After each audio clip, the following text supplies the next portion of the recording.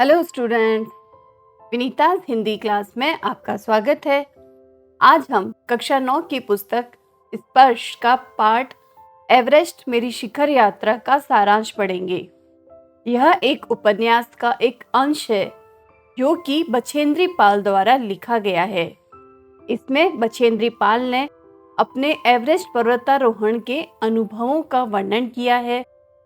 तो आइए पढ़ते हैं। Let's study parts of Everest मेरी शिखर यात्रा।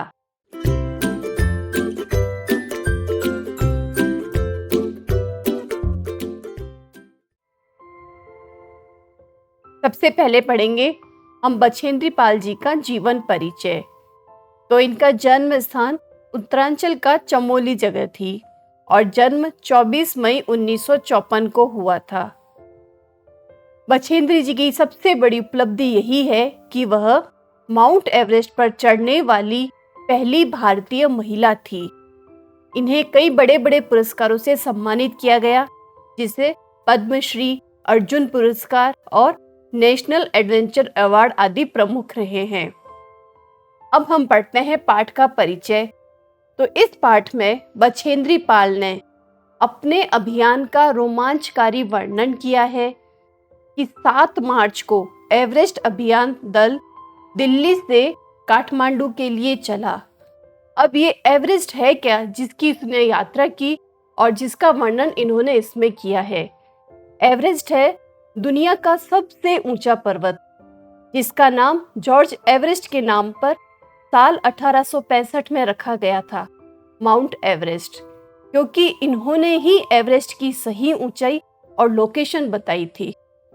अनेक कठिनाइयों का सामना करते हुए 23 मई 1984 को दोपहर 1:07 पर लेखिका एवरेस्ट की चोटी पर पहुंच गई थी।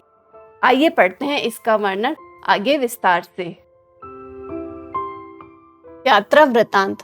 अब शुरू करते हैं इसका यात्रा वृतांत।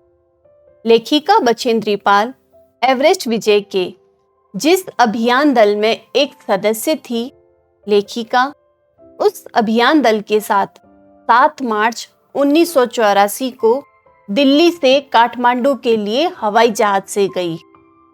एक मजबूत अग्रिम दल, अग्रिम कहते हैं आगे रहने वाला, तो एक मजबूत अग्रिम दल उनके पहुंचने से पहले बेस कैंप पहुंच गया, जो कि उस उबड़ खाबड़ हिमपात के रास्ते को साफ कर सके। बेस कैंप का तात्पर्य होता है, इसका आप हिंदी में अनुवाद करें तो बेस का तात्पर्य आधार और कैंप हो गया शिविर। तो इसका प्रयोग पर्वतारोही माउंट एवरेस्ट या किसी भी पहाड़ पर चढ़ने के लिए आधार के तौर पर करते हैं। और हिमपात होता है बर्फ का गिरना या स्नोफॉल। आगे लेखिका एक स्थान का जिक्र करती है या उसके बारे में बताती है, जिसका नाम नमचे बाजार है, जहां से लेखिका ने सर्वप्रथम एवरेस्ट को देखा। नेपालियों में एवरेस्ट सागर माथा के नाम से प्रसिद्ध है। वहां से एवरेस्ट की प्राकृतिक छटा का बहुत सुंदर निरीक्षण किया जा सकता है। ये यहाँ पे इसका पिक्चराइजेशन किया गया है आपके लिए। निरीक्षण का मतलब होता है इंस्पेक्शन या जांचना, देखना। लेखिका ने वहां पर बहुत भारी बड़ा सा बर्फ का फूल देखा, जिसे कहते हैं प्लूम, जिसने उन्हें आश्चर्य में डाल दिया। इतना बड़ा बर्फ का फूल देखकर लेखिका आश्चर्य में पड़ गई।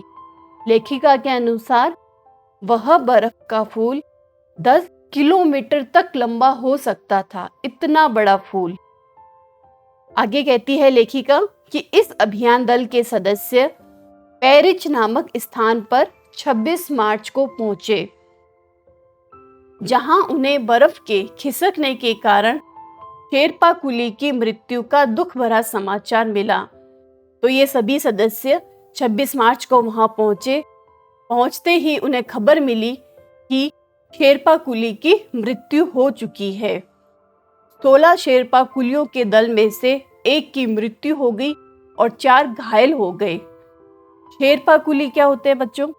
शेरपा कुली ये लोग पर्वतों में रहने वाले होते हैं, पर्वतीय निवासी होते हैं। पर्वतों पर चढ़ने के लिए ये लोगों की मदद करते हैं। अभियान दल में सबसे आगे रहकर रस्सी लगाना, रूट सेट करना, चढ़ाई के लिए योजना बनाना, ये सब काम शेरपा कुली ही करते हैं। अब उसकी मृत्यु के समाचार के कारण बछेंद्री पाल सहित दल के सभी सदस्यों के चेहरों पर उदासी छा गई। उन्हें डर भी लगने लगा था, जिसे देखकर कर्नल खुल्लर ने सभी से साफ साफ कह दिया कि एवरेस्ट पर चढ़ाई करना कोई आसान काम नहीं। वहां पर जाना तो मौत के मुंह में कदम ही रखना है। यह एक मुहावरा है, मौत के मुंह में कदम रखना यानी कि जोखिम उठाना, खतरा मोल लेना। यह संयोग की बात थी कि 26 मार्च को ही अग्रिम दल में शामिल प्रेमचंद पेरिस लौट आए थे। लेखिका और उसके साथी दल भी 26 मार्च को पेरिस पहुंचे और पेरिस में उनके अग्रिम दल के नेता प्रेमचंद भी उसी दिन आ गए थे, जो कि एक संयोग था। अब प्रेमचंद जी से उन्हें खबर मिली कि 6000 मीटर की ऊंचाई पर कैंप 1 तक जाने का रास्ता पूरी तरह से साफ कर दिया गया है। आगे दूसरे और तीसरे दिन पार करके चौथे दिन दल के सदस्य, जिसमें अंगदोरजी, गगन बिस्सा और लोपसांग साउथ कोल पहुंच गए। 29 अप्रैल को 7900 मीटर की ऊंचाई पर उन लोगों ने कैंप 4 लगाया। लेखिका 15-16 मई 1984 को बुद्ध पूर्णिमा के दिन लहोत्से की बर्फीली सीधी ढलान पर लगाए गए सुंदर रंग के नायलॉन के बने टेंट के कैंप 3 में थी। कैंप में 10 और व्यक्ति थे। साउथ कोल कैंप पहुंचने पर लेखिका ने अपनी महत्वपूर्ण चढ़ाई की तैयारी शुरू कर दी। लेखिका की महत्वपूर्ण चढ़ाई कौन सी थी? एवरेस्ट की चोटी की चढ़ाई। तो लेखिका ने अपनी उस चढ़ाई की तैयारी शुरू कर दी।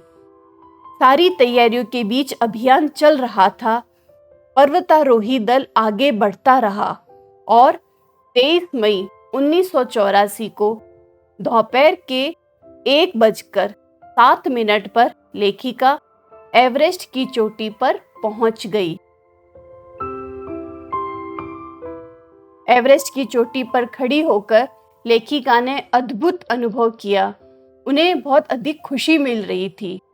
लेखिका ने उन छोटे छोटे भावों को भी लिपिबद्ध किया, उन भावों को भी लिखा। लिपिबद्ध करना होता है लिखना। जिन भावों को अभिव्यक्त करना या किसी को बताना बहुत ही कठिन है। इस सफलता के बाद लेखिका को बहुत सारी बधाइयां मिली। लेखिका ने उस स्थान को फरसे से काटकर चौड़ा किया जिस पर वह खड़ी हो सके। तो चारों तरफ बर्फ थी, खड़ी भी नहीं हो पा रही थी, पर फरसा एक तरह का हथियार होता है जिससे लेखिका ने बर्फ को हटाकर वहां पर खड़ी हो पाई। उन्होंने वहां राष्ट्रध्वज फहराया और कुछ संक्षिप्त पूजा अर्चना भी की। लेखिका ने वर्णनात्मक शैली को एक रूप बनाए रखा। पाठक को इन घटनाओं का वर्णन आंखों देखा दृश्य जैसा लगने लगा। लेखिका ने इतना अच्छा वर्णन किया, ऐसे लग रहा था जैसे कि हम भी उसे आंखों से ही खुद देख रहे हैं। तो स्टूडेंट्स, इस सारांश में हमने एवरेस्ट की यात्रा के बारे में पढ़ा। बछेंद्री पाल के सामने कितनी तकलीफें आई, परंतु वे अपने लक्ष्य से हटी नहीं और अंत में एवरेस्ट पर चढ़ने वाली पहली भारतीय महिला बन गई। उसी तरह आप भी, चाहे कोई परेशानी आए, अपने लक्ष्य से हटना मत, अपनी पढ़ाई पर फोकस करना और अच्छे से अच्छे अंक लाना। हमारा वीडियो अच्छा लगे तो प्लीज़ लाइक और शेयर करना और चैनल सब्सक्राइब करना ना भूलना। Thank you and all the best.